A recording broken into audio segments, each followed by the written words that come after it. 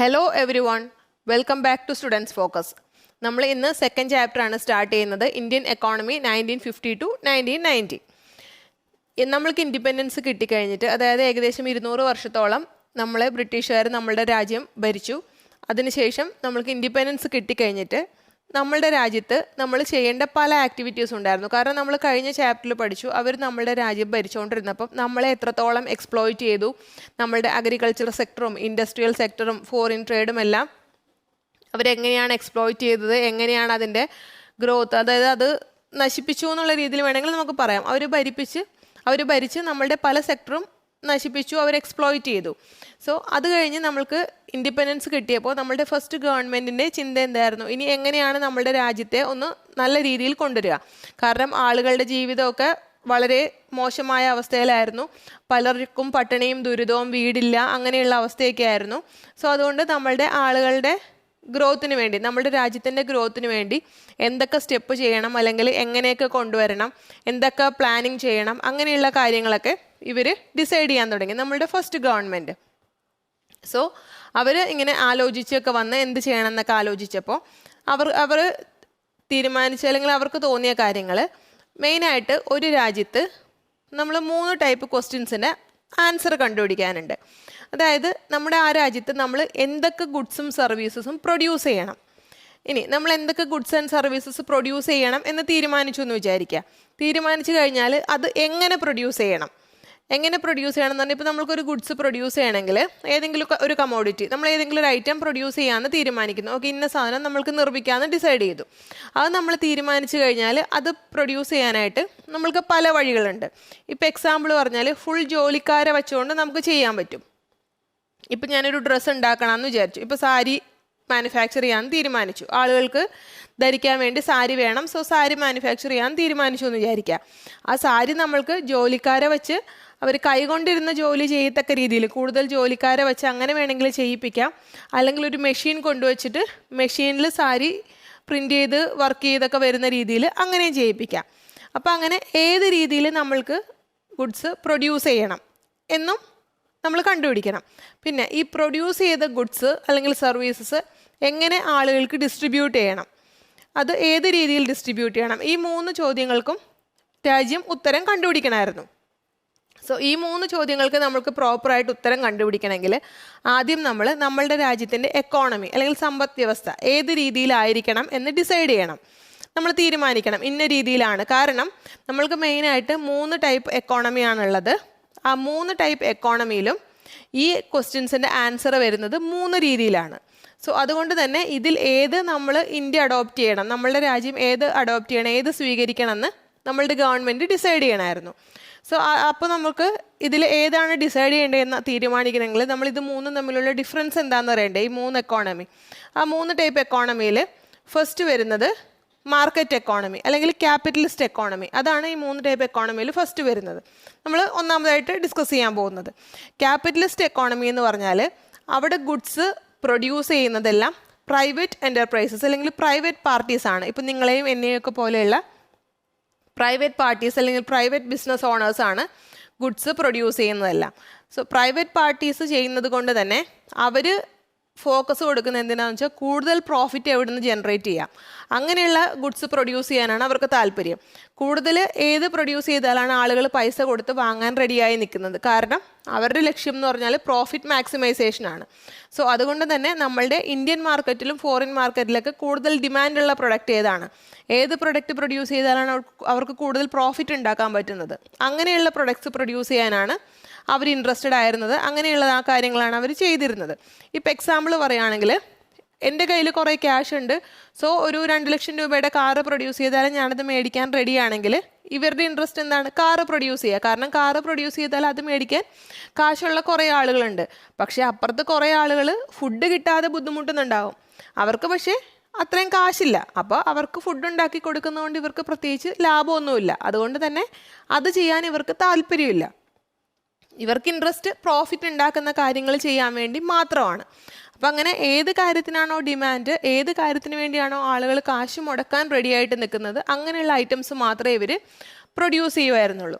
അപ്പോൾ മാർക്കറ്റ് അങ്ങനെയുള്ള എക്കോണമിയിൽ മാർക്കറ്റിനെ എങ്ങനെയാണ് മാർക്കറ്റ് ഏത് ബേസിലാണ് പോയിക്കൊണ്ടിരുന്നത് വെച്ചാൽ ഡിമാൻഡ് ആൻഡ് സപ്ലൈയുടെ ബേസിലാണ് മാർക്കറ്റ് ലീഡ് ചെയ്തുകൊണ്ടിരുന്നത്. അതായത് ഏത് സാധനത്തിനാണോ ഡിമാൻഡ് ഉള്ളത് ആ സാധനങ്ങൾ കൂടുതൽ സപ്ലൈ ചെയ്യും, കൂടുതൽ പ്രൊഡ്യൂസ് ചെയ്യും, കൂടുതൽ സപ്ലൈ ചെയ്യും.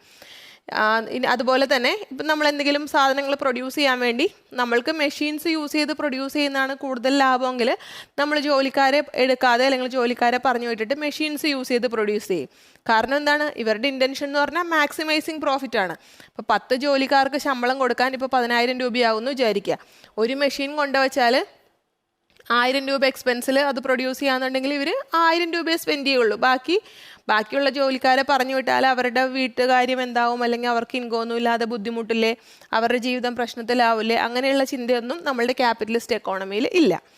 സോ നമ്മളുടെ ക്യാപിറ്റലിസ്റ്റ് എക്കോണമിയിൽ എപ്പോഴും പ്രോഫിറ്റ് ഓറിയൻറ്റഡ്. എന്തിലാണോ പ്രോഫിറ്റ് കിട്ടുന്നത്, ആർക്കാണോ എന്ത് ഗുഡ്സെങ്കിലും പ്രൊഡ്യൂസ് ചെയ്താൽ അത് മേടിക്കാനുള്ള പർച്ചേസിങ് പവർ ഉള്ളത്, അവർ ആവശ്യപ്പെടുന്ന സാധനങ്ങൾ, അവർക്ക് ആവശ്യമുള്ള സാധനങ്ങൾ മാത്രം പ്രൊഡ്യൂസ് ചെയ്യാണ് ക്യാപിറ്റലിസ്റ്റ് എക്കോണമിയിൽ നടക്കുന്നത്. കാരണം അവർ മാക്സിമം പ്രോഫിറ്റ് ഉണ്ടാക്കാൻ നോക്കുന്നു. അതുകൊണ്ട് തന്നെ പാവപ്പെട്ടവരുടെ ആവശ്യങ്ങൾക്ക് അവിടെ ഒരു വിലയില്ല. പാവപ്പെട്ടവരുടെ ആവശ്യങ്ങൾ അവിടെ ഒരു ആവശ്യമായിട്ട് തന്നെ കൗണ്ട് ചെയ്യുന്നില്ല. ഇപ്പോൾ പാവപ്പെട്ടവന് ലോ കോസ്റ്റിൽ വീട് വേണം, അല്ലെങ്കിൽ കഴിക്കാൻ കുറച്ച് ഫുഡ് ഐറ്റംസ് വേണം, അപ്പോൾ അതൊന്നും ആരും മൈൻഡ് ചെയ്യുന്നില്ല. കാരണം എന്താണ്, അവർക്ക് ഇപ്പോൾ തീരെ ലോ കോസ്റ്റിൽ ഒരു എന്തെങ്കിലും ഫുഡ് ഐറ്റംസ് പ്രൊവൈഡ് ചെയ്തതുകൊണ്ടോ അല്ലെങ്കിൽ തീരെ ലോ കോസ്റ്റിൽ ഒരു വീട് വെച്ച് കൊടുത്തുകൊണ്ടോ ഒന്നും ഇവർക്ക് പ്രോഫിറ്റ് കിട്ടാൻ പോകുന്നില്ല. സോ അതുകൊണ്ട് തന്നെ അതൊരു ഡിമാൻഡായിട്ട് ആരും കൺസിഡർ ചെയ്യുന്നേ ഇല്ല നമ്മളുടെ ക്യാപിറ്റലിസ്റ്റ് എക്കോണമിയിൽ. അപ്പോൾ അതുകൊണ്ട് തന്നെ മാർക്കറ്റ് ഫോഴ്സിൻ്റെ ബേസിലാണ് ഇത് എന്ത് ഐറ്റത്തിനാണോ ഡിമാൻഡ് ഉള്ളത് ആ ഐറ്റം മാത്രമാണ് പ്രൊഡ്യൂസ് ചെയ്യുന്നത്. അപ്പോൾ നമ്മളുടെ first prime minister Jawaharlal Nehru വിചാരിച്ചു, ഓക്കെ, ഇങ്ങനൊരു എക്കോണമി നമ്മൾ അഡോപ്റ്റ് ചെയ്യുവാണെങ്കിൽ, അല്ലെങ്കിൽ ഈ സിസ്റ്റം നമ്മൾ അഡോപ്റ്റ് ചെയ്താൽ നമ്മളുടെ രാജ്യത്ത് ഇപ്പം തന്നെ ഒത്തിരി ആളുകൾ പാവപ്പെട്ട ആളുകളാണുള്ളത്. ഒന്നാമത് അഗ്രികൾച്ചറിനെ ഡിപ്പെൻഡ് ചെയ്താണ് നമ്മുടെ നാട് മുമ്പോട്ട് പോയിക്കൊണ്ടിരുന്നത്. പിന്നെ ബ്രിട്ടീഷുകാർ ഭരിച്ച് നമ്മളുടെ നാടൊരു പരിവാക്കിയിട്ടുണ്ട്. അപ്പോൾ ഒത്തിരി ആളുകൾ ദാരിദ്ര്യരേഖയിൽ, അതായത് ദരിദ്രന്മാരായിട്ട് ഒത്തിരി ആളുകളുണ്ട്. അപ്പോൾ അങ്ങനെയുള്ള സമയത്ത് നമ്മൾ ഇങ്ങനെ ഒരു എക്കോണമി അഡോപ്റ്റ് ചെയ്താൽ ആളുകളുടെ ജീവിതത്തിൻ്റെ ക്വാളിറ്റി കുറച്ചും കൂടെ താഴത്തേക്ക് പോവുള്ളൂ. കാരണം ഇപ്പോൾ പാവപ്പെട്ടവരായിട്ട് നിൽക്കുന്നവർക്ക് ഈ ക്യാപിറ്റലിസ്റ്റ് എക്കോണമി ആണെങ്കിൽ ഒരു ഇമ്പോർട്ടൻസ് കൊടുക്കുന്നില്ലല്ലോ. സോ അതുകൊണ്ട് അത് വേണ്ടാന്ന് വിചാരിച്ചു. അപ്പോൾ നമ്മൾ ക്യാപിറ്റലിസ്റ്റ് എക്കോണമി വേണ്ടാന്ന് ഡിസൈഡ് ചെയ്തു. നമ്മുടെ ക്യാപിറ്റലിസ്റ്റ് എക്കോണമിയുടെ മെറിറ്റ്സ് എന്തൊക്കെയാണെന്ന് വെച്ചാൽ, കാരണം ഇത് കംപ്ലീറ്റ് നെഗറ്റീവ് അല്ല, ഇതിന് കുറച്ച് മെറിറ്റ്സ് ഉണ്ട്. ഇതിൻ്റെ ഗുണങ്ങൾ എന്തൊക്കെയാണെന്ന് വെച്ചാൽ, നമ്മൾക്ക് കൂടുതൽ പ്രൊഡ്യൂസ് ചെയ്യും. കാരണം ഇപ്പോൾ എന്തെങ്കിലും പ്രൊഡ്യൂസ് ചെയ്യുമ്പോൾ എനിക്ക് പ്രോഫിറ്റ് കിട്ടും. ഇപ്പോൾ ഒരു ഐറ്റം പ്രൊഡ്യൂസ് ചെയ്താൽ എനിക്ക് 100 രൂപ പ്രോഫിറ്റ് കിട്ടുമെങ്കിൽ ഞാൻ 10 ഐറ്റമോ 100 ഐറ്റമോ പ്രൊഡ്യൂസ് ചെയ്ത് എൻ്റെ പ്രോഫിറ്റ് കൂട്ടാനല്ലേ നോക്കുള്ളൂ. അപ്പോൾ അതനുസരിച്ച് കൂടുതൽ പ്രൊഡക്ഷൻ ഉണ്ടാവും. പ്രൊഡക്ഷൻ ഉണ്ടാകുന്നതനുസരിച്ച് ബിസിനസ് ഓണർക്ക് കൂടുതൽ പ്രോഫിറ്റ് കിട്ടും. സോ പ്രോഫിറ്റ് കിട്ടുമ്പോൾ ഇവരെന്താ കൂടുതൽ എമൗണ്ട് ടാക്സ് അടയ്ക്കും, ഗവൺമെൻറ്റിലേക്കൊക്കെ എമൗണ്ട് അടയ്ക്കും. അപ്പോൾ ഗവൺമെൻറ്റിനും അതനുസരിച്ച് ഇൻകം കൂടും. നമ്മളുടെ ക്യാപിറ്റലിസ്റ്റ് എക്കോണമിയിൽ പ്രൊഡക്ഷനിൽ ഗവൺമെൻറ്റിൻ്റെ റോള് തീരെ കുറവാണ്. പ്രൈവറ്റ് ഇൻഡിവിജ്വൽസ് അല്ലെങ്കിൽ പ്രൈവറ്റ് പാർട്ടീസാണ് പ്രൊഡക്ഷൻ കൺട്രോൾ ചെയ്യുന്നത്, അല്ലെങ്കിൽ ലീഡ് ചെയ്യുന്നത്, മാനേജ് ചെയ്യുന്നതെല്ലാം പ്രൈവറ്റ് പാർട്ടീസാണ്. അപ്പോൾ നമ്മളിപ്പോൾ പറഞ്ഞ പോലെ പ്രൊഡക്ഷൻ കൂടും, പ്രോഫിറ്റ് കൂടും, അതെല്ലാം വരുമ്പോൾ നമ്മളുടെ രാജ്യത്തിൻ്റെ GDP കൂടും. GDP means gross domestic product. അതായത് ഒരു പീരീഡിൽ നമ്മളുടെ രാജ്യത്ത് പ്രൊഡ്യൂസ് ചെയ്യുന്ന ടോട്ടൽ ഗുഡ്സ് ആൻഡ് സർവീസസിൻ്റെ ടോട്ടലിനെയാണ് നമ്മൾ GDP എന്ന് പറയുന്നത്. അപ്പോൾ കൂടുതൽ പ്രൊഡ്യൂസ് ചെയ്യുന്നതിനനുസരിച്ച് എന്താ GDP വാല്യൂ കൂടും. അപ്പോൾ GDP കൂടുതലുള്ള രാജ്യം എന്ന് പറഞ്ഞാൽ അത് നല്ലൊരു പോസിറ്റീവ് സൈനാണ് ആ രാജ്യത്തിന്. മറ്റ് രാജ്യങ്ങൾ പുറത്തുനിന്ന് നോക്കുമ്പോൾ ആ രാജ്യം വളരെ നല്ലതായിട്ടാണ് ട്രീറ്റ് ചെയ്യപ്പെടുന്നത്. അപ്പോൾ അങ്ങനെ GDP കൂടും. പിന്നെ അതുപോലെ തന്നെ പ്രൈവറ്റ് പാർട്ടീസ് ഓഫർ ചെയ്യുന്നതുകൊണ്ട് തന്നെ ഇവർ പൈസയ്ക്കല്ലേ സാധനങ്ങൾ വിൽക്കുന്നത്. അപ്പോൾ ഇവർ നല്ല ക്വാളിറ്റി പ്രൊഡക്ട്സ് ഓഫർ ചെയ്താലല്ലേ ഉള്ളൂ ആൾക്കാർ കൂടുതൽ വില കൊടുത്തത് മേടിക്കുള്ളൂ. അപ്പോൾ മാർക്കറ്റിൽ കൂടുതൽ ഹൈ ക്വാളിറ്റി പ്രൊഡക്ട്സ് ഇവർ ഇൻട്രൊഡ്യൂസ് ചെയ്യും. അതുകൂടാതെ തന്നെ ഇവർ ലേറ്റസ്റ്റ് ടെക്നോളജീസ് അല്ലെങ്കിൽ പുതിയ ഇന്നോവേഷൻസ്, അതായത് പുതിയ കണ്ടുപിടുത്തങ്ങൾ, പുതിയ ടെക്നോളജീസ്, അതെല്ലാം ഇവർ മാർക്കറ്റിൽ അവതരിപ്പിക്കും. കാരണം അവർ കൊണ്ടുവരുന്ന ചേഞ്ചസ് അല്ലെങ്കിൽ ടെക്നോളജീസ് കാശ് കൊടുത്ത് മേടിക്കാൻ റെഡിയുണ്ട്, വേറെ ആളുകളുണ്ട്, കാശുള്ളവരുണ്ട്. സോ അതെല്ലാമാണ് നമ്മളുടെ ക്യാപിറ്റലിസ്റ്റ് എക്കോണമിയുടെ മെറിറ്റ്സ്. നമ്മളുടെ ക്യാപിറ്റലിസ്റ്റ് എക്കോണമിക്ക് ഒരു എക്സാമ്പിളാണ് USA, അമേരിക്ക. പിന്നെ അതിൻ്റെ ഡീമെറിറ്റ്സ്, എന്തായാലും ഫുൾ മെറിറ്റ്സ് ആയിട്ട് മാത്രം ഒന്നും വരില്ലല്ലോ. അപ്പോൾ ഡീമെറിറ്റ്സ് എന്തൊക്കെയാണെന്ന് വെച്ചാൽ, കളക്റ്റീവ് ഇൻട്രസ്റ്റിനെ അത് ഇഗ്നോർ ചെയ്യുന്നു. അതായത് ഇപ്പോൾ എല്ലാവരും കൂടെ ഒന്നിച്ച് നല്ല രീതിയിൽ ജീവിക്കണം, അല്ലെങ്കിൽ എല്ലാവർക്കും ഒന്നിച്ച് ഗ്രോത്ത് ഉണ്ടാവണം, അങ്ങനെ ഒരു ചിന്തയൊന്നുമില്ല. കാശുള്ളവർക്ക് നല്ല രീതിയിൽ, പാവപ്പെട്ടവനെന്നും പാവപ്പെട്ടവനായിട്ടും പണക്കാരനെന്നും പണക്കാരനായിട്ട് ഇരിക്കും എന്ന് നമ്മൾ പറയില്ലേ, അതുപോലത്തെ ഒരു അവസ്ഥ. അതുകൊണ്ട് തന്നെ കാശുള്ളവരുടെ നീഡ്സ് മാത്രമേ സാറ്റിസ്ഫൈ ചെയ്യപ്പെടുന്നുള്ളൂ, കൺസിഡർ ചെയ്യുന്നുള്ളൂ. കാശില്ലാത്തവന് എന്ത് വേണമെന്ന് ആരും മൈൻഡ് ചെയ്യുന്നില്ല. നമ്മളുടെ രാജ്യത്തിന് ഗ്രോത്ത് ഉണ്ടാവുമെങ്കിലും ക്യാഷ് ഉള്ളവന് ക്യാഷ് കൂടുതൽ വരും, കൂടുതൽ പ്രോഫിറ്റ് കിട്ടും, അവർക്ക് ഗ്രോത്ത് ഉണ്ടാവുന്നു. പക്ഷേ പാവപ്പെട്ടവർക്ക് ആ ഗ്രോത്ത് ഉണ്ടാവുന്നില്ല. അപ്പോൾ ഒരു എന്താ പറയുക, ഒരു സമത്വം ഉണ്ടാവുന്നില്ല. കുറച്ച് പേർക്ക് കാശുണ്ട്, കുറച്ച് പേർക്ക് കാശില്ല, അങ്ങനെ ഒരു അവസ്ഥ വരുന്നു. അപ്പോൾ നമ്മൾ ആ എക്കോണമി വേണ്ടാന്ന് ഡിസൈഡ് ചെയ്തു. ഇനി നമ്മളുടെ സെക്കൻഡ് ടൈപ്പ് എക്കോണമിയാണ് സോഷ്യലിസ്റ്റ് എക്കോണമി. സോഷ്യലിസ്റ്റ് സൊസൈറ്റിയിൽ എന്താണെന്ന് വെച്ചാൽ നമ്മളുടെ ക്യാപിറ്റലിസ്റ്റ് എക്കോണമിയിൽ പ്രൈവറ്റ് ഇൻഡിവിജ്വൽസ് ആണ് എല്ലാം ഡിസൈഡ് ചെയ്തിരുന്നത്. എന്ത് പ്രൊഡ്യൂസ് ചെയ്യണം, അല്ലെങ്കിൽ എത്ര ക്വാണ്ടിറ്റി പ്രൊഡ്യൂസ് ചെയ്യണം, ഏത് ഐറ്റം പ്രൊഡ്യൂസ് ചെയ്യണം, അതെല്ലാം പ്രൈവറ്റ് പാർട്ടീസ് ഡിസൈഡ് ചെയ്യുന്നു. അവർക്ക് ഇഷ്ടമുള്ള ക്വാണ്ടിറ്റി അവർ പ്രൊഡ്യൂസ് ചെയ്യുന്നു, ഇഷ്ടമുള്ള പോലെ സെല്ല് ചെയ്യുന്നു. നേരെ മറിച്ച് സോഷ്യലിസ്റ്റ് സൊസൈറ്റിയിൽ ഗവൺമെൻറ് ആണ് ഡിസൈഡ് ചെയ്യുന്നത്.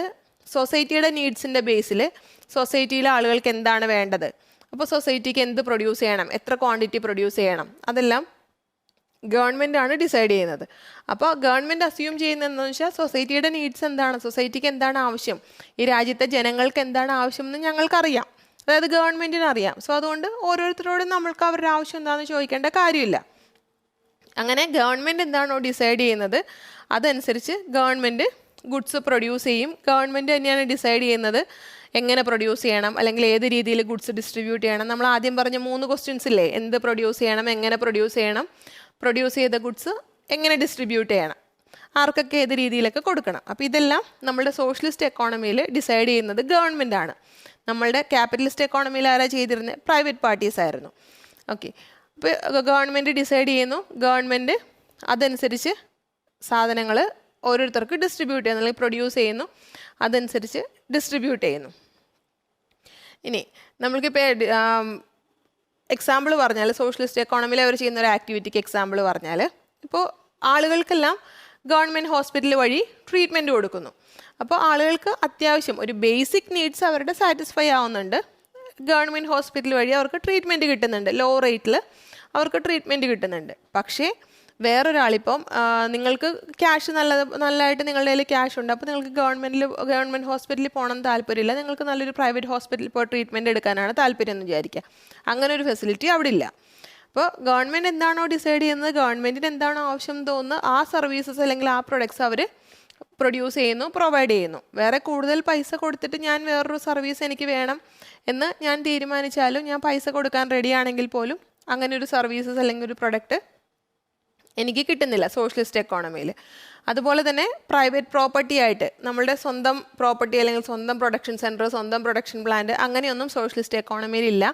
എല്ലാം ഗവൺമെൻറ്റിൻ്റെ സ്വന്തമാണ്. ഗവൺമെൻറ്റാണ് എല്ലാം സ്വന്തം, അതിൻ്റെ ഓണർഷിപ്പും മാനേജ്മെൻറ്റും എല്ലാം ഗവൺമെൻറ്റിൻ്റെ കയ്യിലാണ്. നമ്മളുടെ ക്യാപിറ്റലിസ്റ്റ് എക്കോണമിയിൽ നമ്മുടെ ലക്ഷ്യം എന്തായിരുന്നു, മാക്സിമൈസേഷൻ ഓഫ് പ്രോഫിറ്റ് ആണ്, പ്രോഫിറ്റ് മാക്സിമം ഉണ്ടാക്കുക. നേരെ മറിച്ച് സോഷ്യലിസ്റ്റ് എക്കോണമിയുടെ ലക്ഷ്യം എന്ന് പറഞ്ഞാൽ മാക്സിമൈസ് സോഷ്യൽ വെൽഫെയർ ആണ്. അതായത് രാജ്യത്തിൻ്റെ മൊത്തം ജനങ്ങളുടെ വെൽഫെയർ, ആളുകൾക്ക് ബേസിക് നീഡ്സ് പ്രൊവൈഡ് ചെയ്യുക. അതായത് ഇപ്പോൾ റേഷൻ കട വഴിയോ അങ്ങനെയുള്ളത് വഴി അത്യാവശ്യം കഴിക്കാനുള്ള ഫുഡ് ഐറ്റംസ്, ഇപ്പോൾ അരിയോ അങ്ങനെയുള്ളതൊക്കെ അരി, ഗോതമ്പ്, അതൊക്കെ റേഷൻ കട വഴിയൊക്കെ വിതരണം ചെയ്യുക. അല്ലെങ്കിൽ അത്യാവശ്യം മെഡിക്കൽ ഫെസിലിറ്റീസ് ഗവൺമെൻറ് ഹോസ്പിറ്റൽസൊക്കെ വഴി പ്രൊവൈഡ് ചെയ്യുക. സോ അങ്ങനെയുള്ള കാര്യങ്ങൾ, സോഷ്യൽ വെൽഫെയർ ആണ് നമ്മളുടെ സോഷ്യലിസ്റ്റ് എക്കോണമിയുടെ എയിമായിരുന്നത്. അപ്പോൾ നമ്മൾക്ക് എക്സാമ്പിൾ ക്യൂബ ആൻഡ് ചൈന വേണമെങ്കിൽ പറയാം സോഷ്യലിസ്റ്റ് എക്കോണമിക്ക്. പക്ഷേ ക്യൂബയും ചൈനയും 100% സോഷ്യലിസ്റ്റ് എക്കോണമി അല്ല. പക്ഷേ അവരുടെ കുറേ ആക്ടിവിറ്റീസ് അവർ സോഷ്യലിസ്റ്റ് എക്കോണമിക് രീതിയിലാണ് കൈകാര്യം ചെയ്യുന്നത് അല്ലെങ്കിൽ മാനേജ് ചെയ്യുന്നത്. 100% സോഷ്യലിസ്റ്റ് എക്കോണമി എന്ന് നമുക്ക് പറയാനായിട്ട് സാധിക്കില്ല. നമുക്ക് സോഷ്യലിസ്റ്റ് എക്കോണമിയുടെ മെറിറ്റ്സ് എന്തൊക്കെയാണെന്ന് വെച്ചാൽ, ഈക്വാളിറ്റി. അതായത് ഇപ്പോൾ നമ്മൾ ഗവൺമെൻറ് ഹോസ്പിറ്റൽ വഴി ട്രീറ്റ്മെൻറ്റ് കൊടുക്കുകയാണെങ്കിൽ എല്ലാവർക്കും ഒരേപോലെയുള്ള ട്രീറ്റ്മെൻറ്റ്. പിന്നെ ഗ്രോത്ത് വിത്ത് സോഷ്യൽ ജസ്റ്റിസ്. അതായത് ഇപ്പം നമ്മൾ പറഞ്ഞ പോലെ തന്നെ റേഷൻ കട വഴി ഫുഡ് ഐറ്റംസ് വിതരണം ചെയ്യുകയാണെങ്കിൽ എല്ലാവർക്കും അത് കിട്ടും. അല്ലെങ്കിൽ മറ്റേ മെഡിക്കൽ ഫെസിലിറ്റി പ്രൊവൈഡ് ചെയ്യുകയാണെങ്കിൽ എല്ലാവർക്കും ഒരു ബേസിക് ഫെസിലിറ്റി കിട്ടും. അപ്പോൾ ഗ്രോത്ത് ഉണ്ടാവും, ഒരു സോഷ്യൽ ജസ്റ്റിസ്. അതായത് എല്ലാവർക്കും അങ്ങനെ കണ്ടമാനം പൈസ കുമിഞ്ഞു കൂടാനായിട്ട് അവർ സമ്മതിക്കില്ല, ഗവൺമെൻറ് സമ്മതിക്കില്ല. എല്ലാവർക്കും ഒരു ബേസിക് നീഡ്സ് അല്ലെങ്കിൽ ഒരു ബേസിക് രീതിയിൽ എല്ലാവർക്കും ജീവിച്ചു പോകാനായിട്ട് സാധിക്കും. ഇനി ഇതിൻ്റെ ഡീമെറിറ്റ്സ് എന്തൊക്കെയാണെന്ന് നമുക്ക് നോക്കാം. ദോഷങ്ങൾ. ഗുണങ്ങൾ ഇപ്പം നമ്മൾ എന്തൊക്കെയാണെന്ന് കണ്ടു, ഇനി നമുക്ക് ദോഷങ്ങൾ എന്തൊക്കെയാണെന്ന് നോക്കാം. Less GDP. നമ്മളുടെ ഫസ്റ്റ് കേസിലെന്ന് പറഞ്ഞാൽ, അതായത് ക്യാപിറ്റലിസ്റ്റ് എക്കോണമിയിൽ അവർക്ക് കൂടുതൽ പ്രൊഡ്യൂസ് ചെയ്താൽ കൂടുതൽ പ്രോഫിറ്റ് ഉണ്ടാവുന്നുണ്ട്. അതനുസരിച്ച് തന്നെ അവർക്ക് കൂടുതൽ പ്രൊഡ്യൂസ് ചെയ്യാൻ ഇൻട്രസ്റ്റ് ഉണ്ടാവും. അവർ കൂടുതൽ പ്രൊഡ്യൂസ് ചെയ്യുമ്പോൾ അവരുടെ പ്രോഫിറ്റ് കൂടും. സോ ഈ പ്രൊഡക്ഷൻ കൂടുന്നതനുസരിച്ച് നമ്മളുടെ രാജ്യത്തിൻ്റെ GDP കൂടും. നമ്മളുടെ ഈ കേസിലാണെങ്കിൽ ഇവർക്ക് കൂടുതൽ പ്രൊഡ്യൂസ് ചെയ്തിട്ട് വലിയ പ്രോഫിറ്റ് ഒന്നും കിട്ടുന്നില്ല. കാരണം ഇവരുടെ ഇൻറ്റൻഷൻ പ്രോഫിറ്റ് മാക്സിമൈസേഷൻ അല്ല, സൊസൈറ്റിയുടെ വെൽഫെയർ ആണ്. അതുകൊണ്ട് തന്നെ ഇവർ അത്ര എഫേർട്ട് എടുത്ത് അത്ര കാര്യമായിട്ട് കൂടുതൽ പ്രൊഡ്യൂസ് ചെയ്യുക അങ്ങനെയൊന്നും ഇവർ വിചാരിക്കില്ല. അത്യാവശ്യം നീഡ്സ് സാറ്റിസ്ഫൈ ചെയ്ത് പോകണം, ആളുകളുടെ ആവശ്യങ്ങൾ നടന്നു പോകണം. അപ്പോൾ അതുകൊണ്ട് അത്ര കൂടുതൽ പ്രൊഡ്യൂസ് ചെയ്യാനൊന്നും ഇവർ ബുദ്ധിമുട്ടില്ല. അതുകൊണ്ട് തന്നെ നമ്മളുടെ രാജ്യത്തിൻ്റെ GDP അത്ര വലിയ ഗ്രോത്ത് ഒന്നും ഉണ്ടാവില്ല. ക്യാപിറ്റലിസ്റ്റ് എക്കോണമിയിൽ നമ്മളുടെ രാജ്യത്തിൻ്റെ GDP ഗ്രോ ചെയ്യുന്ന പോലെ സോഷ്യലിസ്റ്റ് എക്കോണമിയിൽ GDP ഗ്രോത്ത് ഉണ്ടാവില്ല.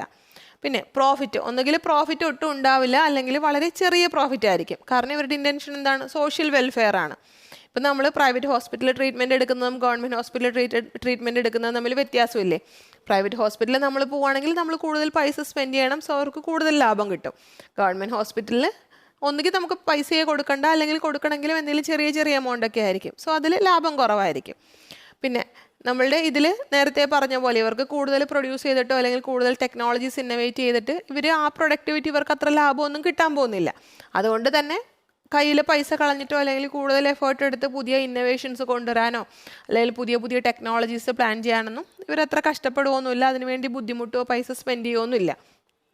സോ അതുകൊണ്ട് തന്നെ നമ്മുടെ സോഷ്യലിസ്റ്റ് സൊസൈറ്റി അല്ലെങ്കിൽ സോഷ്യലിസ്റ്റ് എക്കോണമിയിൽ പുതിയ ഇന്നോവേഷൻസ് അല്ലെങ്കിൽ പുതിയ ടെക്നോളജി ഇൻട്രൊഡ്യൂസ് ചെയ്യുന്നതെല്ലാം കുറവായിരിക്കും നമ്മളുടെ ക്യാപിറ്റലിസ്റ്റ് എക്കോണമി വെച്ച് കമ്പയർ ചെയ്യുമ്പോൾ. ഇനി നമ്മളുടെ തേർഡ് ടൈപ്പ് എക്കോണമി എന്ന് പറഞ്ഞാൽ ഇതിൻ്റെ രണ്ടിൻ്റെയും കൂടെ മിക്സാണ്. ക്യാപിറ്റലിസ്റ്റ് എക്കോണമിയുടെയും സോഷ്യലിസ്റ്റ് എക്കോണമിയുടെയും കൂടെ മിക്സാണ് മിക്സഡ് എക്കോണമി. നമ്മളുടെ ഇന്ത്യ ഒരു മിക്സഡ് എക്കോണമിയാണ്. അപ്പോൾ മിക്സഡ് എക്കോണമിയിൽ എന്താണെന്ന് വെച്ചാൽ നമ്മളുടെ പ്രൊഡക്ഷൻ അങ്ങനെയുള്ള ആക്ടിവിറ്റീസൊക്കെ ചെയ്യുന്നത് ഗവൺമെൻറ്റും ചെയ്യുന്നുണ്ട്, പ്രൈവറ്റ് പാർട്ടീസും ചെയ്യുന്നുണ്ട്.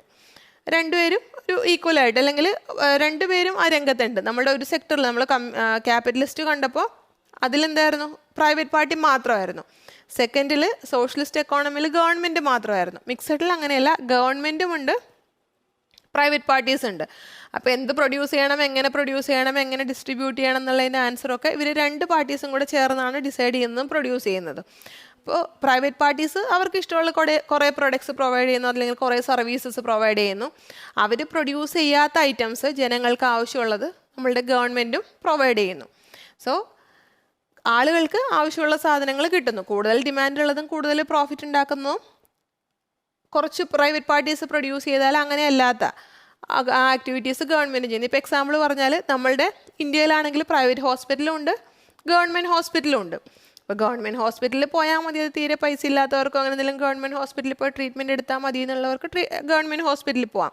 അത് പോരാ, ഞങ്ങളുടെ കയ്യിൽ കുറച്ച് കാശുണ്ട്, ഞങ്ങൾക്ക് കുറച്ച് ലാവിഷായിട്ടൊക്കെ ട്രീറ്റ്മെൻറ്റ് എടുക്കണം, അല്ലെങ്കിൽ AC റൂമൊക്കെ വേണം, സുഖമില്ലാതെയൊക്കെ കിടക്കുവാണെങ്കിൽ കുറച്ച് നല്ല രീതിയിൽ വേണം എന്നുള്ളവർക്ക് പ്രൈവറ്റ് ഹോസ്പിറ്റൽസ് ചൂസ് ചെയ്യാം. സോ അങ്ങനെ രണ്ട് ഫെസിലിറ്റി പ്രൊവൈഡ് ചെയ്യുന്നുണ്ട്. ഇനി ഇതിൽ നമ്മുടെ രാജ്യത്തിൻ്റെ ഗ്രോത്തിനും ഡെവലപ്മെൻറ്റിനും വേണ്ടി രണ്ട് സെക്ടറും, അതായത് പ്രൈവറ്റ് സെക്ടറും പബ്ലിക് സെക്ടറും, നമ്മളുടെ ഗവൺമെൻറ്റും ഒരു ഈക്വൽ റോളിൽ അവർ പ്ലേ ചെയ്യുന്നുണ്ട്, അവരതിനു വേണ്ടി ഹെൽപ്പ് ചെയ്യുന്നുണ്ട്. സോ അതുകൊണ്ട് നമ്മൾ ഡിസൈഡ് ചെയ്തു നമ്മൾക്കെന്നാൽ മിക്സഡ് എക്കോണമി മതി. അപ്പോൾ അങ്ങനെ ഇന്ത്യ ഒരു മിക്സഡ് എക്കോണമി ആയി. നമ്മൾ മിക്സഡ് എക്കോണമി ചൂസ് ചെയ്തു. ഇനി നമ്മൾ എക്കോണമിയൊക്കെ ചൂസ് ചെയ്തു, മിക്സഡ് എക്കോണമി മതി എന്ന് നമ്മൾ തീരുമാനിച്ചു. ഇനി നമ്മൾക്ക് നമ്മളുടെ രാജ്യത്തിനെ ഡെവലപ്പ് ചെയ്തുകൊണ്ട് വരണമെങ്കിൽ നമ്മൾ കുറച്ച് പ്ലാനിങ് ചെയ്യണ്ടേ? കാരണം നമ്മുടെ രാജ്യത്തെ ഭരിച്ച് രാജ്യം എക്സ്പ്ലോയിറ്റ് ചെയ്ത് ശരിക്കും രാജ്യം ഒരു വല്ലാത്തൊരു നെഗറ്റീവ് ഗ്രോത്ത് എന്നൊക്കെ പറയത്തക്ക രീതിയിലുള്ള അവസ്ഥയിലായി. ഒത്തിരി ആളുകൾക്ക് ബുദ്ധിമുട്ടാണ്, ദാരിദ്ര്യമാണ്, അവർക്ക് വീടില്ല, സ്ഥലമില്ല, അങ്ങനെയുള്ള പല പല ബുദ്ധിമുട്ടുകൾ, കഴിക്കാൻ ഭക്ഷണം പോലും ഇല്ലാത്ത അവസ്ഥ.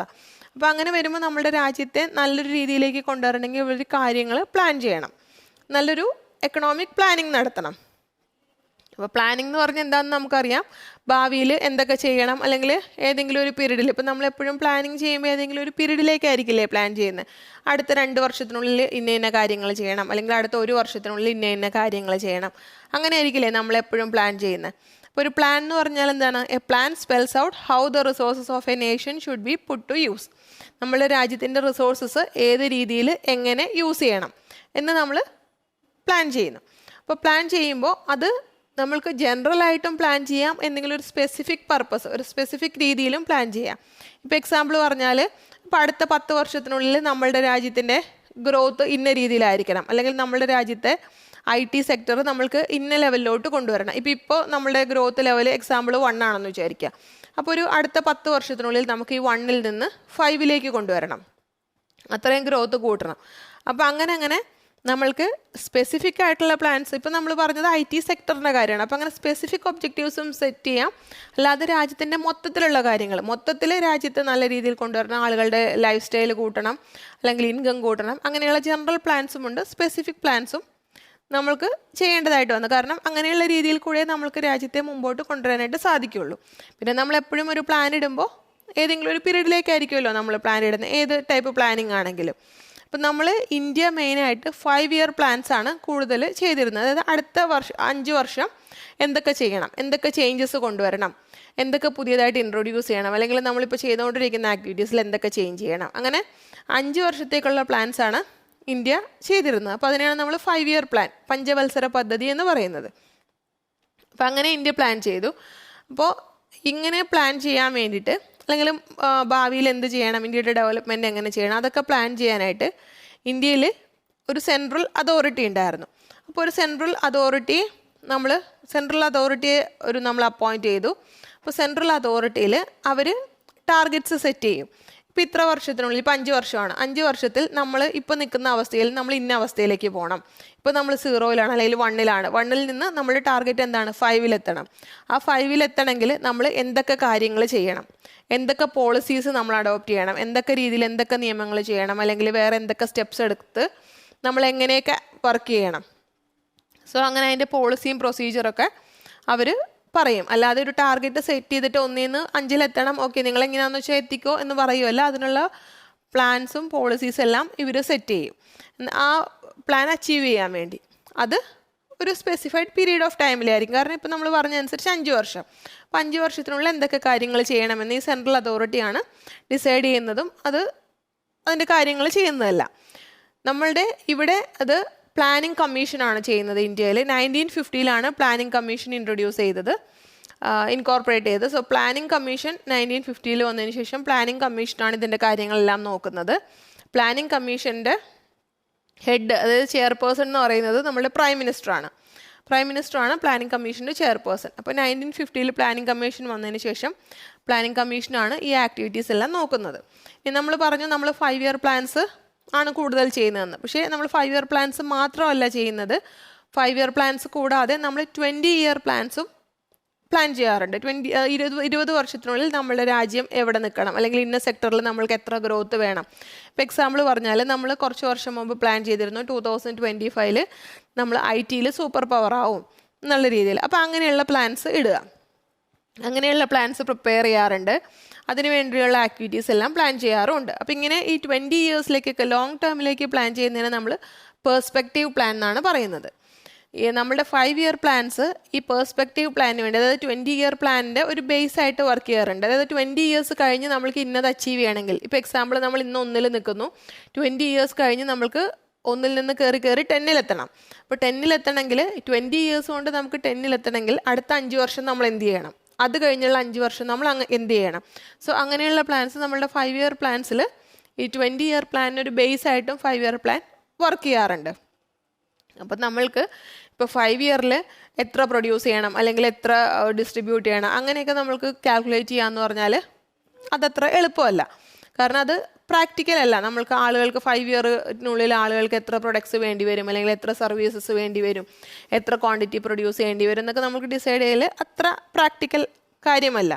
പിന്നെ അത് മാത്രമല്ല, നമ്മളിപ്പോൾ പല പ്ലാൻസ് ഇടുമ്പോഴത്തേക്കും ചില പ്ലാൻസ് തമ്മിൽ ചിലപ്പോൾ കോൺഫ്ലിക്റ്റ് ഉണ്ടാവും എന്ന് പറഞ്ഞാൽ ഇപ്പോൾ ഒരു പ്ലാനിൽ പറഞ്ഞിരിക്കുന്നതും മറ്റേ പ്ലാനിൽ പറഞ്ഞിരിക്കുന്നതും തമ്മിൽ വ്യത്യാസമായിരിക്കും. പ്ലാൻ എ പ്ലാൻ ബി എന്ന് വിചാരിക്കുക. പ്ലാൻ എ ചിലപ്പോൾ നടപ്പാക്കിയാൽ നമുക്ക് പ്ലാൻ ബി പൊളിഞ്ഞു പോകും, പ്ലാൻ ബി നടപ്പാക്കാൻ പറ്റില്ല. അപ്പോൾ അങ്ങനെയുള്ള കേസ് വരും. പക്ഷേ നമ്മളുടെ പ്ലാനിൽ പ്ലാൻ എയും പ്ലാൻ ബിയും സ്പെസിഫൈ ചെയ്തിട്ടുണ്ടാവും, നമ്മൾ പറഞ്ഞിട്ടുണ്ടാവും ഇത് രണ്ടും അച്ചീവ് ചെയ്യണമെന്ന്. അതിനിപ്പോൾ എക്സാമ്പിൾ പറയുകയാണെങ്കിൽ, നമ്മളിപ്പോൾ ഡിസൈഡ് ചെയ്യുകയാണ് നമ്മളുടെ രാജ്യത്ത് നല്ല മെഷീനറീസ് കൊണ്ടുവരണം, കുറച്ചും കൂടി ടെക്നോളജീസ് അഡോപ്റ്റ് ചെയ്യണം, നമ്മളുടെ പ്രൊഡക്ഷനും അങ്ങനെയുള്ള കാര്യങ്ങളൊക്കെ കുറച്ചും കൂടി ഹൈടെക് ആക്കണം. അങ്ങനെ നമ്മൾ പ്ലാനിൽ പറഞ്ഞു എന്ന് വിചാരിക്കുക. അതാണ് പ്ലാൻ എ. പ്ലാൻ ബിയിൽ നമ്മൾ പറയുവാണ് ആളുകളുടെ ജോലി കൂട്ടണം, എംപ്ലോയ്മെൻറ്റ് കൂട്ടണം, കൂടുതൽ ആളുകൾക്ക് ജോലി കൊടുക്കണം, അതുവഴി കൂടുതൽ ആളുകൾക്ക് വരുമാനം കിട്ടും. അപ്പോൾ ആളുകളുടെ ജീവിതം നമുക്ക് നല്ല രീതിയിലാക്കാൻ പറ്റും. കാരണം വരുമാനം കിട്ടുമ്പോൾ അവർക്ക് ഇഷ്ടമുള്ള രീതിയിൽ നല്ല സ്റ്റാൻഡേർഡിൽ അവർക്ക് ജീവിക്കാൻ പറ്റുമല്ലോ. അപ്പോൾ നമ്മൾ അത് പ്ലാൻ ബി ഡിസൈഡ് ചെയ്തു. ഈ 2 പ്ലാനും നമ്മൾക്ക് ഒരേ രീതിയിൽ ഒന്നിച്ച് ചിലപ്പോൾ കൊണ്ടുപോകാൻ പറ്റിയെന്ന് വരില്ല. കാരണം ഇപ്പോൾ പ്ലാൻ ബിയിൽ നമ്മൾ ഡിസൈഡ് ചെയ്ത് എന്താ, ആളുകൾക്ക് കൂടുതൽ ജോലി കൊടുക്കണം. പ്ലാൻ എയിൽ നമ്മൾ കൂടുതൽ മെഷീൻസ് കൊണ്ടുവരണം. അപ്പോൾ നമ്മൾ കൂടുതൽ മെഷീൻസ് ഇൻട്രൊഡ്യൂസ് ചെയ്യുമ്പോൾ ആ മെഷീൻസ് ഇപ്പോൾ ആളുകളില്ലാതെ വർക്ക് ചെയ്യുന്ന മെഷീൻസ് ആണെന്ന് വിചാരിക്കുക. നമ്മൾക്ക് ആ മെഷീൻസ് വർക്ക് ചെയ്യിപ്പിക്കാൻ ആളുകളുടെ ആവശ്യം ഇല്ല. ഇപ്പോൾ ഒരു 50 പേര് ചെയ്യുന്ന വർക്ക് ഒരു മെഷീൻ ഒറ്റയ്ക്ക് ചെയ്യും. അപ്പം നമ്മൾ ആ മെഷീൻ ഇൻട്രൊഡ്യൂസ് ചെയ്യുമ്പോൾ എന്തായി, 50 പേർക്ക് ജോലിയില്ല. അപ്പോൾ നമ്മളുടെ പ്ലാൻ ബിയും പ്ലാൻ എയും കൂടെ ഒന്നിച്ച് നടത്താൻ പറ്റുമോ? പറ്റില്ല. അപ്പം അങ്ങനെ ചില പ്ലാൻസ് തമ്മിൽ നമുക്ക് കോൺഫ്ലിക്റ്റ് വരാറുണ്ട്. അപ്പം അങ്ങനെ വരുമ്പോൾ അത് ആ പ്ലാനറുടെ ഉത്തരവാദിത്തമാണ് അതൊരു ബാലൻസ് ചെയ്ത് കൊണ്ടുപോകാന്ന് പറഞ്ഞു. ഇപ്പോൾ രണ്ടും നമുക്ക് എന്നാൽ ഒരു കാര്യം ചെയ്യാം, ഞങ്ങൾ മെഷീൻ മാത്രം എടുക്കാം, ജോലി ആർക്കും വേണ്ടെന്ന് വിചാരിച്ചാൽ അത് നമ്മുടെ രാജ്യത്തെ ജനങ്ങളെ എഫക്റ്റ് ചെയ്യില്ലേ? എന്നാൽ മെഷീനറി ഒന്നും വേണ്ട, എല്ലാം ആളുകളെ കൊണ്ട് തന്നെ ജോലി ചെയ്യിക്കാമെന്ന് വിചാരിച്ചാൽ അതും പറ്റില്ല. കാരണം നമുക്ക് ലേറ്റസ്റ്റ് ടെക്നോളജീസ് അഡോപ്റ്റ് ചെയ്യാനോ രാജ്യത്തിനൊരു ഡെവലപ്മെൻറ്റ് ഉണ്ടാവുമോ ഇല്ല അത്രയ്ക്ക്. അപ്പോൾ അതുകൊണ്ട് തന്നെ അതും പറ്റില്ല. അപ്പോൾ അതൊരു ബാലൻസ് ചെയ്തുകൊണ്ട് പോകാനേ സാധിക്കുള്ളൂ. ഇനി നമ്മളിങ്ങനെ പോകുമ്പോൾ നമ്മൾ ഇന്ത്യ എപ്പോഴും പല സമയത്ത് പല പല പ്ലാൻസ് ഇടും. നമ്മൾ എല്ലാ 5 ഇയർ പ്ലാനിലും ഒരേ കാര്യങ്ങളെല്ലാം ഡിസൈഡ് ചെയ്യുന്നതും പ്ലാൻ ചെയ്യുന്നതെല്ലാം അതാത് സമയത്തിൻ്റെ ആവശ്യവും ഇതെല്ലാം അനുസരിച്ച് നമ്മൾ പല പല പ്ലാൻസാണ് ഇടാറുള്ളത്. നമ്മളെപ്പോഴും പ്ലാൻ ചെയ്യുമ്പോൾ നേരത്തെ പറഞ്ഞ പോലെ എന്ത് പ്രൊഡ്യൂസ് ചെയ്യണം, എങ്ങനെ പ്രൊഡ്യൂസ് ചെയ്യണം, അത് മാത്രമല്ല നമ്മൾ പ്ലാൻ ചെയ്യുന്നത്. ഏതെങ്കിലും സെക്ടർ സ്പെസിഫിക് ആയിട്ട് ഏതെങ്കിലും ഒരു സെക്ടറിൽ ഒരു നല്ല രീതിയിൽ നമുക്ക് ആ സെക്ടറിൽ മുന്നേറണമെങ്കിൽ അതിലെന്തൊക്കെ പ്ലാൻ വേണം. ഇപ്പോൾ എക്സാമ്പിൾ പറഞ്ഞാൽ പവർ ജനറേഷൻ, നമ്മൾക്ക് എങ്ങനെ നല്ല രീതിയിൽ വൈദ്യുതി ഉൽപ്പാദിപ്പിക്കുകയോ അല്ലെങ്കിൽ മറ്റ് പവർ ജനറേഷൻ ടെക്നിക്സ് എങ്ങനെ യൂസ് ചെയ്യാം, അല്ലെങ്കിൽ ഇറിഗേഷൻ ഫെസിലിറ്റീസ്. ഇപ്പം നമ്മൾ നേരത്തെ കൃഷിയിലൊക്കെ ചെയ്തുകൊണ്ടിരുന്നത് എന്താ, ചാല് കീറിയിട്ട് വെള്ളം നനയ്ക്കുക, അങ്ങനെയൊക്കെ ആയിരുന്നു പണ്ട് കൃഷിയിൽ ചെയ്തുകൊണ്ടിരുന്നത്. ചാല് കീറിയിട്ട് വെള്ളം ഒരു സ്ഥലത്ത് ഒഴിക്കുമ്പോൾ ആ ചാല് വഴി ഒഴുകി മറ്റു സ്ഥലത്തേക്ക് പോകുന്നു. അതിന് പകരം നമ്മൾ പുതിയ പുതിയ ഇറിഗേഷൻ ഫെസിലിറ്റീസ് പ്രൊവൈഡ് ചെയ്യുന്നു. ഇപ്പോൾ ട്രിപ്പ് എന്ന് പറഞ്ഞൊരു കൃഷി രീതിയുണ്ട്. അപ്പോൾ ട്രിപ്പ് വഴി വെള്ളം വിടുവാണെങ്കിൽ കറക്റ്റ് ആ ചെടിയുടെ ചോട്ടിൽ മാത്രമേ വെള്ളം വരുള്ളൂ. നമുക്കിപ്പോൾ വെള്ളത്തിന് ഷോർട്ടേജ് ആകുമ്പോൾ നമ്മൾ വെള്ളം കോരി ഒഴിച്ച് ഒരു ചാല് വഴി കയറി ഇങ്ങനെ വെള്ളം കയറ്റി വിടുവാണെങ്കിൽ ആ ചാല് പോകുന്ന സ്ഥലം മുഴുവൻ നനഞ്ഞ് നിന്നിട്ടേ ഉള്ളൂ ചെടിയുടെ ചോട്ട് ചെല്ലുള്ളൂ. ഇപ്പോൾ കുറച്ചൊരു 50 അടി അല്ലെങ്കിൽ 100 അടി ഗ്യാപ്പിലാണ് നമ്മളൊരു പ്ലാന്റ് ഒക്കെ വരുന്നതെങ്കിൽ അത്രയും വെള്ളം പോയിട്ട് വേണം നമ്മൾക്ക് ഈ ചെടിയുടെ ചോട്ടിലൊക്കെ എത്താൻ. പിന്നെ ആവശ്യമുള്ളിടത്തും ആവശ്യമില്ലാത്തിടത്തൊക്കെ വെള്ളം കുറേ വേസ്റ്റ് ആവും.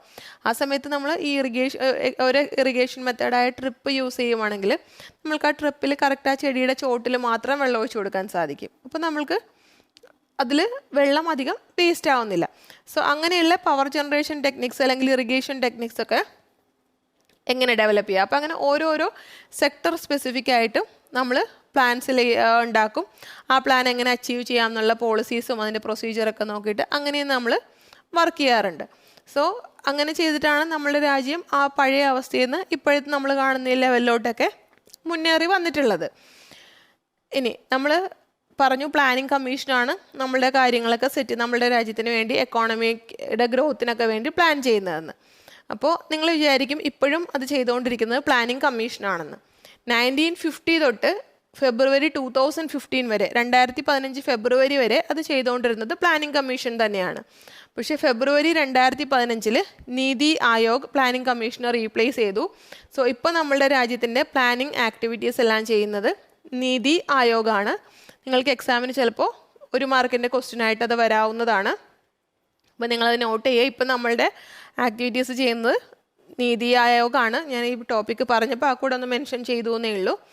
അപ്പോൾ 2015 പ്ലാനിങ് കമ്മീഷൻ റീപ്ലേസ് ആയി നീതി ആയോഗായി. സോ ഇത്രയേ ഉള്ളൂ നമ്മളുടെ ഇന്നത്തെ വീഡിയോയിൽ. ബാക്കി ടോപ്പിക്ക് നമുക്ക് നെക്സ്റ്റ് വീഡിയോയിൽ കവർ ചെയ്യാം. So thanks for watching the video and all the very best to U.